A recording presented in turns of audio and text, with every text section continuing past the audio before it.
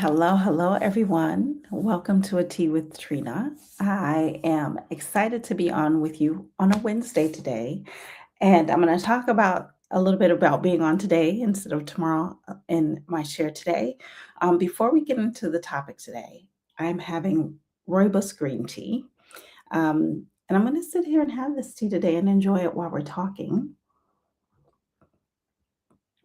So today we're on live for Tea with Trina, and my title is "When the World Feels Heavy: How to Tend to What Is Needed." And I thought about titling the title this way, just because also what I've been facing over the past few days, but also what the world is facing, specifically what's happening in Minnesota and Minneapolis. Um, and and all of the communities, really, pretty much throughout the major communities and cities, um, and also with what some of my clients have been asking me about, how do you take care of yourself, Trina? How do you cope? And so I wanted to come on and share with you because I think today we're living in some hard times. There's a lot of fear, anxiety, and uncertainty that's out there. I know there are people who are going on and enjoying lives and doing the things that they need to do, and that's good. Yet I think it's essential to talk about what I need to talk about and share with you today, um, because I am a resident of Minnesota. Have been a Minnesota resident for a very, very, very long time, over 40, well, a little under maybe 38, 39 years.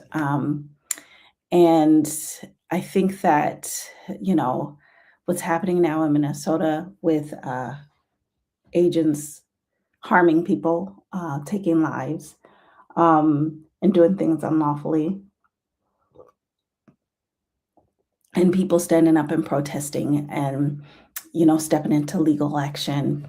Um, it's really unsafe for community. It's unsafe for humanity and individuals. And I wanted to share with you because I want to continue to hold space, to continue to be there and provide support to communities. And this is really dear to me, and it's heartbreaking.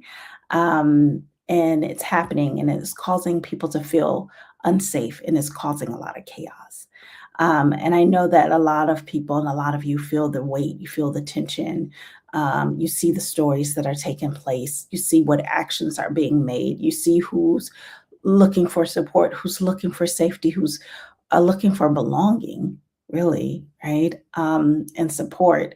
And we're watching people and families being torn apart. We're watching people mourn. We're watching protests. And there's some people who are just trying to just breathe through it to say, okay, or trying to figure out how they can help. Um, and how they can help themselves. And so that's what brought this up for me and the share that I want to share with you today. And I also want to share that in my own process, and from this is also from yesterday, that I didn't have an easy time yesterday. I had was visiting a doctor, and I'm going to come back and talk about this. Who said, I need you to do this now. I need you to go do this to honor this additional testing that they need to do. So they kept me for 4 hours. So my timing, it was over my timing to come and be live. And I had to step into that self-care yesterday, and step into that strength for me. And I'm living through pain, right? And in my body. And I think we're living through pain in these times, and they're turbulent, they're worrisome. And we're thinking about our neighbors, we're thinking about our friends, we're thinking about our children.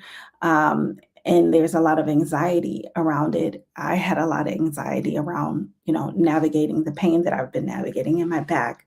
But it doesn't compare to the impact that's happening with the community that we're facing. And I'm just, thinking about this and feeling threatened, and the violence and the hurt. And when that happens, and I'm thinking about this because when I had my fall, my nervous system reacted, and that's why I'm still probably having issues today.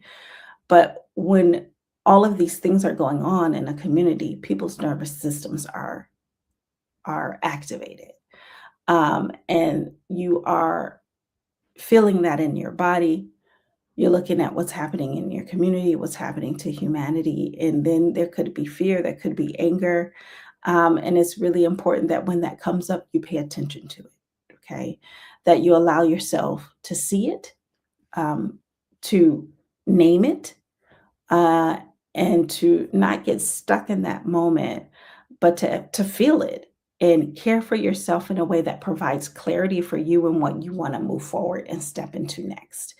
And so I want to share this because I had somebody ask me, how do you cope? And I think it's important to recognize that a lot of people are looking at what do I do? How do I cope? How do I support? How do I do this? But I'm so angry or I'm afraid.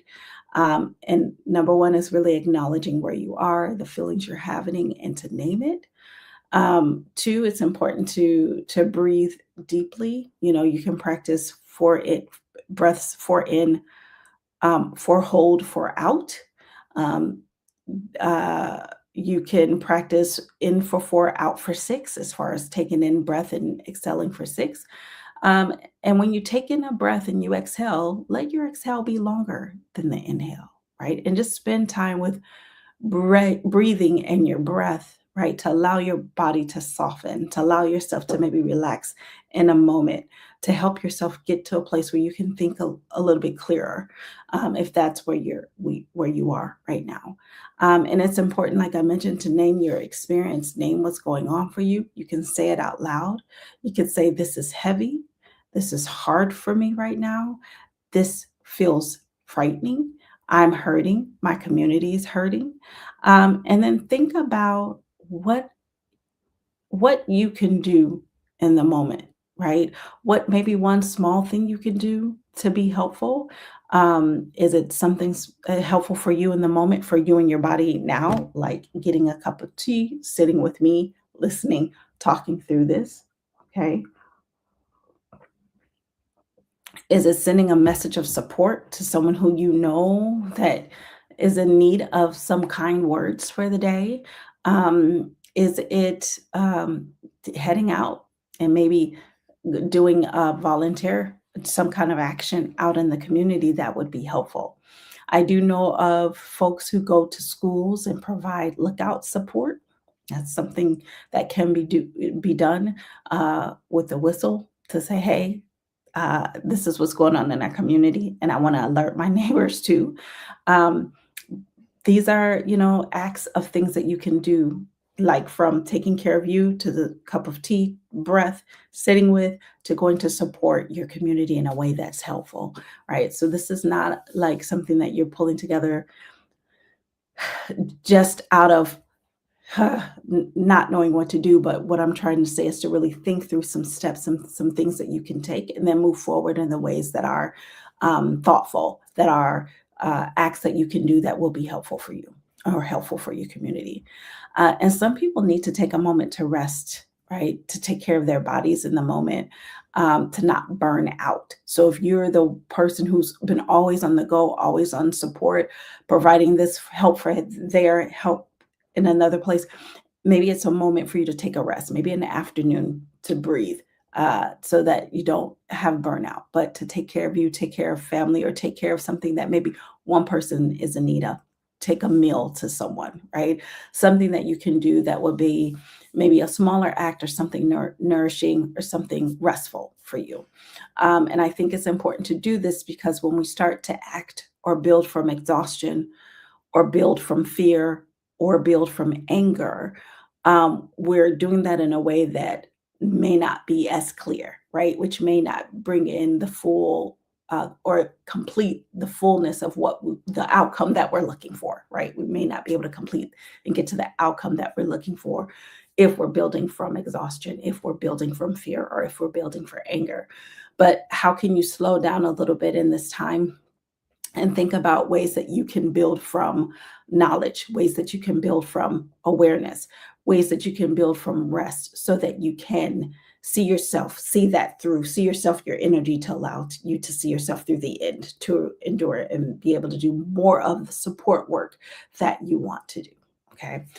And so I just wanted to come on and share this tea with Trina with you in this way, because if you're feeling overwhelmed, if you're feeling anxious, if you're feeling afraid, know that I see you. I get it. I understand.